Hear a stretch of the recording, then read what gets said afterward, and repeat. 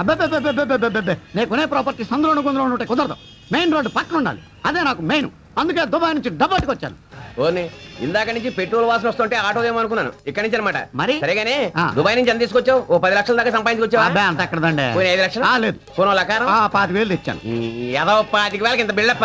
ఈ మాత్రం దాన్ని దుబాయ్ దాకా చూపించుకోవడానికి ఏ పాకి పని చేసినా ఇక్కడ వచ్చేది కదా. భలే చెప్పావా, నేను అక్కడ చేసింది నా పనే. 25,000 వస్తుంది. పోనీ ఎయిర్పోర్ట్ కొంటావా? ఎయిర్పోర్ట్ 25,000 అంత చీప్ గా ఆడతాడేంటి? అబ్బో తెలివైనోడివే. 25,000కి రాదు. ఏదైతే బెటర్. అమ్మో నువ్వెక్కి ఆటోలో వరకు మాట్లాడుతున్నావు.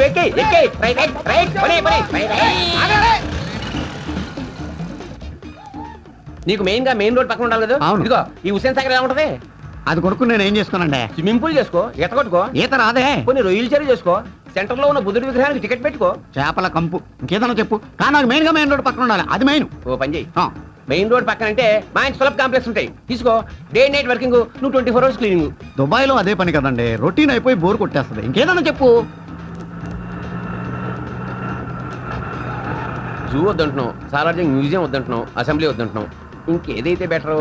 నువ్వే ఆలోచించుకోవాలి మరి నీ ప్రాపర్టీస్. ఇదిగో బాబు అడుపోని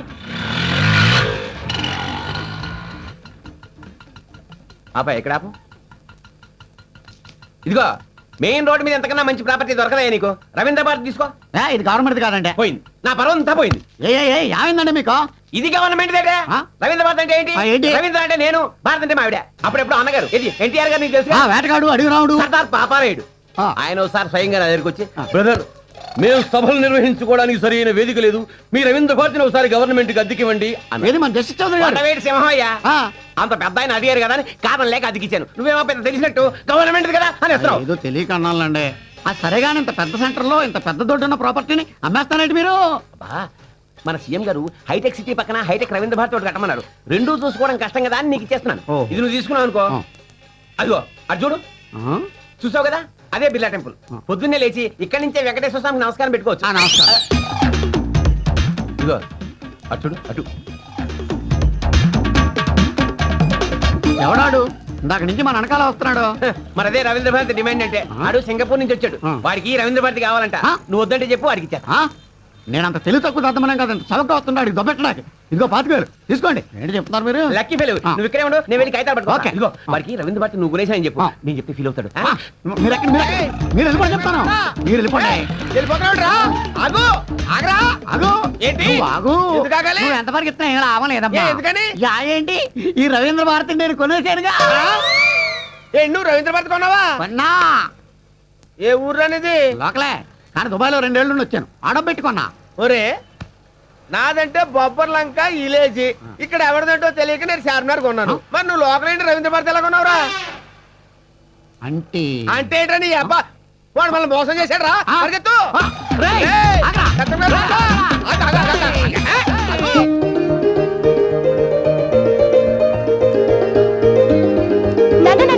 రిజల్ట్స్ వచ్చేసానా? క్లాస్ వచ్చిందా? నేను స్కూల్ ఫస్ట్ వచ్చాను. నా బంగారు తల్లి. అయితే నువ్వు నాకు మంచి గిఫ్ట్ ఇవ్వాలి. అలాగే. ఈ రోజు నుంచి చదువు మానేయమ్మా. అవునమ్మా, నువ్వు 10th క్లాస్తో చదువు ఆపేస్తే నీకు ఇంటర్మీడియట్ చదివిన మొగుడిని తెస్తే సరిపోతుంది. నువ్వు ఇంటర్ చదివితే నీకు డిగ్రీ చదివిన మొగుడిని తేవాలి. నువ్వు డిగ్రీ చదివితే పోస్ట్ గ్రాడ్యుయేట్ని తేవాలి. నువ్వు పోస్ట్ గ్రాడ్యుయేషన్ చదివితే నీకే కలెక్టర్నో డాక్టర్నో తేవాలమ్మా. నాకంత స్తోమత లేదు తల్లి. లేదు నాన్న, నేను బాగా చదువుకొని గోల్డ్ మెడల్ని.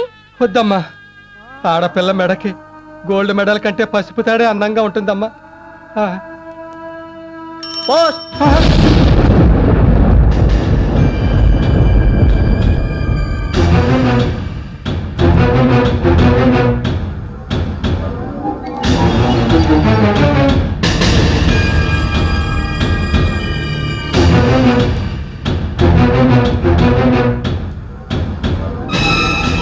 ఇదేం ఘోరం అండి.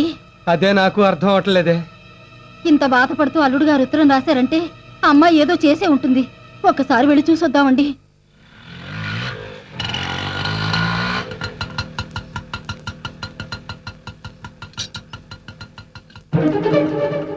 ఇంటికి తాళం వేసింది నాన్న. బయటికి ఏమైనా వెళ్ళారేమో. నేను అలా మెయిన్ రోడ్ దాకా వెళ్ళి చూసి వస్తాను, మీరు ఇక్కడే ఉండండి. ఓ వచ్చారా? ఆ? ఏంటి అల్లుడు గారు ఇంట్లో ఉండి తాళం వేసుకున్నారేంటి? నీ కూతురు చేసిన నీచమైన పనికి 10 మందిలో తలెత్తుకు తిరగలేక ఇలా దొంగలా ఇంట్లోనే పడి బతుకుతున్నా. ఏం చేసింది బావా మా అక్క? ఏ ఆడది చేయలేని వెద పని చేసింది. అందుకన్నట్టు పిల్లల్ని కనడం కాదు, వాళ్ళకి మంచి విద్యా బుద్ధులు కూడా నేర్పించాలి. ఆ పాపిష్టి దాన్ని నాకు కట్టుబెట్టి నా గొంతు కోసారు. ఇక నా వల్ల కాదండి. అంత మాట అనుకు బాబు, అది తెలుసో తెలియకో ఏదో తప్పు తెలియక కాదు, తెలిసే కావాలనే ఈ నీచానికి దిగజారింది. తిట్టో కుట్టో దానికి సర్ది చెప్పుకుంటాం, కాస్త సర్దుకోండి బాబు. ఒసే ధనలక్ష్మి, ఒసేయ్ ధనలక్ష్మి, ఎక్కడికి వెళ్తా ఊపుకుంటూ? అది కొంపలో ఉంటేగా పిలిస్తే పలకడానికి. ఎక్కడుంది? అదిగో ఎదురింట్లో వేరే కాపురం పెట్టుకుంది. వేరే కాపురమా? అవును, నన్ను వదిలేసి బజార్కి ఎక్కింది. వెళ్ళండి, ఆ దిక్కుమాలిన దానికి బుద్ధి చెప్పి ఇక్కడ తీసుకొస్తారో తీసుకుపోతారో డిసైడ్ చేసుకోండి. అది మాత్రం ఆ ఎదురింట్లో ఉండడానికి వీల్లేదు. వెళ్ళండి వెళ్ళండి.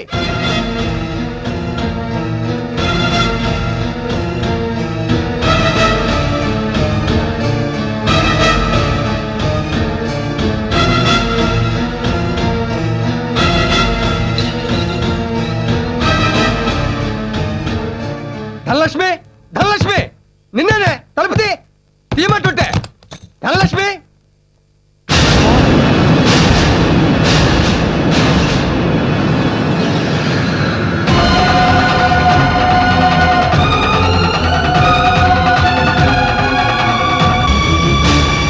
రండి నాన్న, రా అమ్మా, రా గాయత్రి.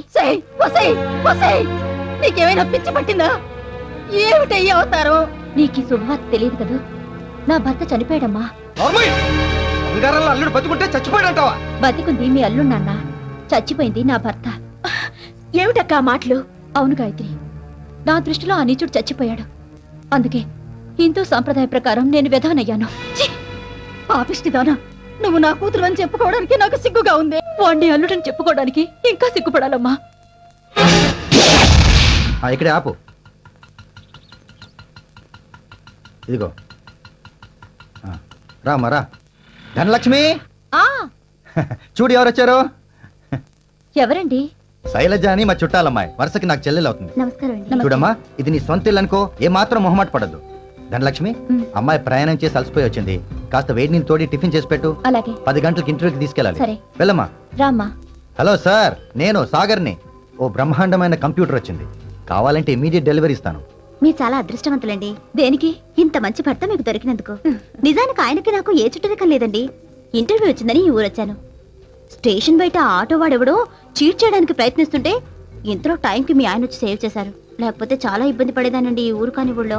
భలేవారే, ఏ ఇబ్బంది ఉంటదండి. ఇప్పుడే గోదావరి జిల్లా నుంచి గోదావరి ఎక్స్ప్రెస్ లో వచ్చింది. నేను వెళ్తానండి. Okay, all the best Shailaja. Thank you. రామ్మా, నిన్ను దింపేసి నేను ఆఫీస్కి వెళ్తా. ధనలక్ష్మి జాగ్రత్త, తలుపులేసుకో. సరే. అలా వారానికో అమ్మాయిని ఇంటికి తీసుకొచ్చేవాడు, స్నానం అది చేశాక ఇంటర్వ్యూకి తీసుకెళ్లేవాడు. ఒకసారి వచ్చిన వాళ్ళు రెండోసారి రాలేదు. అనుమానం వచ్చి ఒకరోజు. రండమ్మా, త్వరగా రెడీ అయ్యారండి, ఆఫీస్కి వెళ్దాం. ఏమండి, ఆ? మీరేమీ అనుకోనంటే ఒక విషయం. అడుగు ధన. ఆ, ఇలా అమ్మాయిని తీసుకొచ్చి ఇంటర్వ్యూలు అంటూ తీసుకెళ్తున్నారు, రికమెండేషన్స్ అంటున్నారు. అసలు మీరు ఏ ఉద్యోగం చేస్తున్నారండి? పెళ్ళైన ఇన్నేళ్ళకి అనుమానం వచ్చిందా? చెప్తాను. నాకు 3 అక్కలు, 2 చెల్లెళ్ళు. ఒకరోజు మేమంతా కలిసి గుడికి వెళ్తుండగా బస్ యాక్సిడెంట్ అయింది. నా కళ్ళ ముందే అక్కలు చెల్లెళ్ళు దారుణంగా చనిపోయారు. అప్పటి నుంచి ఏ ఆడపిల్లని చూసినా అక్కో చెల్లు అనే ఫీలింగ్ వస్తుంది, వాళ్ళకి సాయం చేయాలనిపిస్తుంది. అందుకే ఇలా.